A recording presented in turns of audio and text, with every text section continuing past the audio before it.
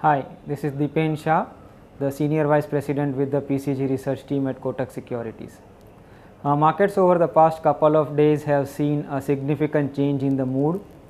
The sentiment has turned distinctly positive over the last 2 or 3 trading sessions, and that is largely on the basis of positive developments coming from the global front as well as on the domestic front.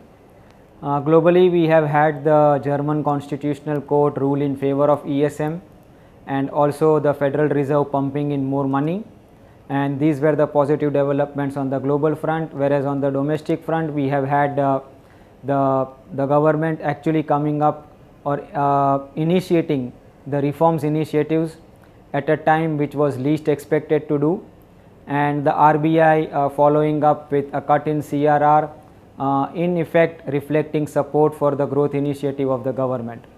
So, because of these positive developments, the markets over the past few sessions have risen significantly. So, we all know that the markets had been hoping for these reforms initiatives as well as additional liquidity on the global front for quite some time, and had been moving up in anticipation of these. To a large extent, the liquidity scenario is now pretty stable.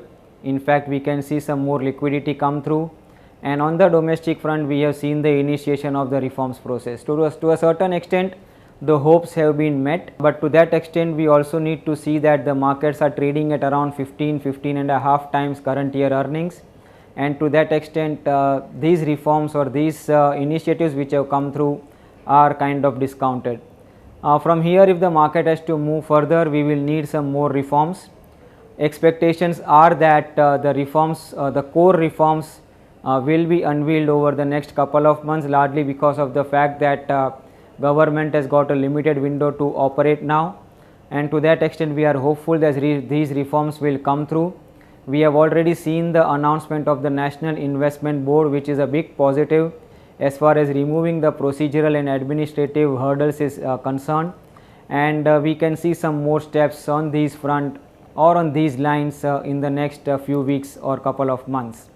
So, that makes us slightly more optimistic, but at the same time we need to be cognizant of the fact that valuations are at higher levels. Stocks have moved up quite a bit over the past few trading sessions, and to that extent we need to take a slightly measured approach.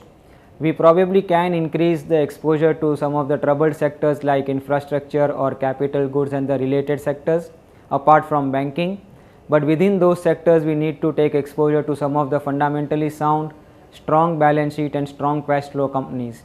These are the companies which probably will move much faster if the core reforms are actually announced over the next few weeks. Apart from that, we continue to maintain a positive view on IT.